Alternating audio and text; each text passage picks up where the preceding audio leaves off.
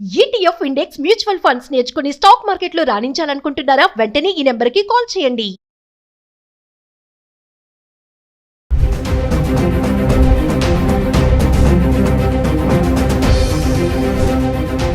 Suman TV ప్రేక్షకులకి నమస్కారం.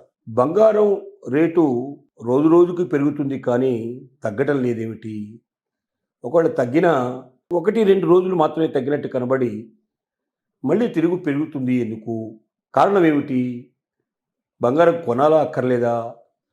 అసలే శ్రావణ మాసం వస్తోంది. పెళ్ళిళ్ళు శుభకార్యాలు విపరీతంగా జరిగేటువంటి అవకాశాలు ఉన్నాయి.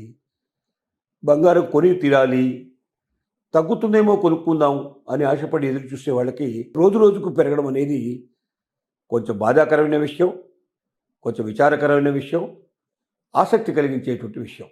ఎందుకు బంగారం రేట్లు పెరుగుతూనే ఉన్నాయి, తగ్గడం లేదు? తగ్గిన 1-2 రోజుల కన్నా ఎక్కువ అది నిలవడం లేదు. కారణం ఏమిటని ఆలోచిస్తే ప్రపంచ మార్కెట్ అంతా కూడా కుదేలై ఉంది, చాలా అస్తవ్యస్తంగా ఉంది. ఒకవైపు ట్రంప్ విధానాలతో అనేక దేశాలు బాధపడుతున్నాయి.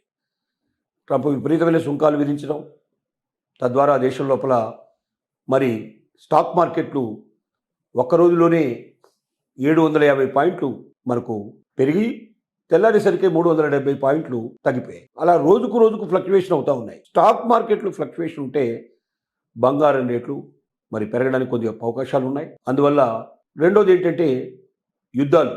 ఇంకా మనకు రష్యా యుద్ధం జరుగుతూనే ఉంది, ఇంకా మనకు ఇజ్రాయెల్ యుద్ధం జరుగుతూనే ఉంది. ఇలా దేశం లోపల యుద్ధాలు జరుగుతూనే ఉన్నాయి. యుద్ధాలు జరుగుతున్నప్పుడు కూడా మరి ఖచ్చితంగా బంగారం రేటు పెరగడానికి అవకాశం ఉంటుంది. ఇలాంటి అనేక రకాల కారణాల చేత బంగారం రేటు పెరుగుతున్నట్టు కనబడుతుంది. తగ్గినా ఎక్కువ రోజులు ఉండకుండా మళ్ళీ పెరుగుదలకే మోటు గుర్చే పరిస్థితి కనబడుతోంది. ఇంకా కొంతకాలం ఇలా పెరిగే లక్షణాలు ఉన్నాయి. కానీ ఒక్కసారి ఈ యుద్ధాలు పూర్తిగా అన్నీ మానగలిగే అవకాశాలు కనబడుతున్నాయి. అన్నిటి మధ్య సమస్యలు పరిష్కారంగా జరగడం కోసం ప్రయత్నాలు జరుగుతున్నాయి. ట్రంప్ రష్యాకు వెళ్తున్నాడు, అక్కడ పుతిన్ని కలుస్తున్నాడు, వాళ్ళిద్దరి మధ్య చర్చలు జరగబోతున్నాయి. అలాగే ఇజ్రాయెల్ కూడా గాజా మీద యుద్ధాన్ని ఆపేయాలనే ప్రయత్నంలో కూడా ఉంది. ఇవన్నీ జరిగినట్టయితే ఖచ్చితంగా బంగారం రేట్లు తగ్గడానికి అవకాశం ఉండొచ్చు. కానీ అది ఎప్పటికి పూర్తవుతుంది, ఎప్పుడు బంగారం రేట్లు తగ్గుతాయి అని ఖచ్చితంగా మనం చెప్పగలిగే పరిస్థితులు లేవు. ట్రంప్లో కూడా కొంత మార్పు కనబడుతోంది. అమెరికాను ప్రతిఘటించే పరిస్థితులు ఏర్పడుతున్నాయి. కాబట్టి అమెరికాలో కూడా ఈ సుంకాల పద్ధతిని తగ్గించే అవకాశాలు ఉన్నాయి.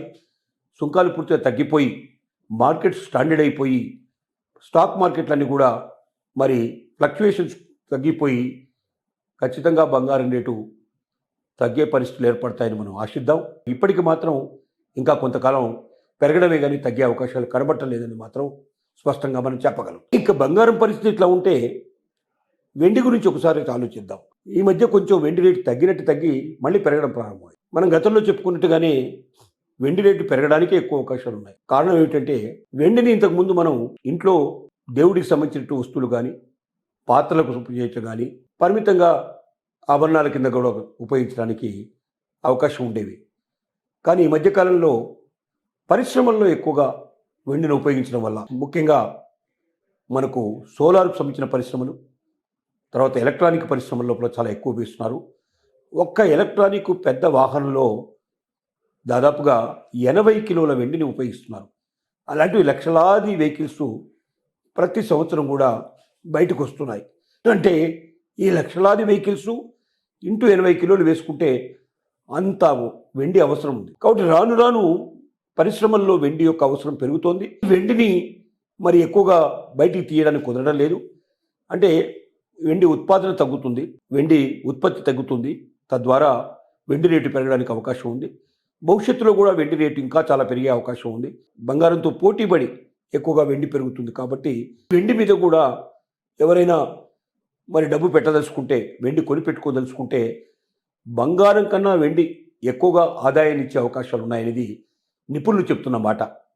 కాబట్టి మరి బంగారం మీద పెట్టేటువంటి డబ్బులో కొంత భాగాన్ని వెండి కూడా పెట్టుకొని దాన్ని కూడా మనం నిల్వ చేసుకునే ప్రయత్నం చేసినట్టయితే అది పాత్రల రూపంలో కాకుండా కడ్డీ రూపంలో కానీ, బిస్కెట్ల రూపంలో కానీ, లేకపోతే స్వచ్ఛమైన బంగారం రూపంలో, వెండి రూపంలోనే మనం ఉంచుకున్నట్టయితే అది బాగా మనకు ఉపయోగపడుతుంది.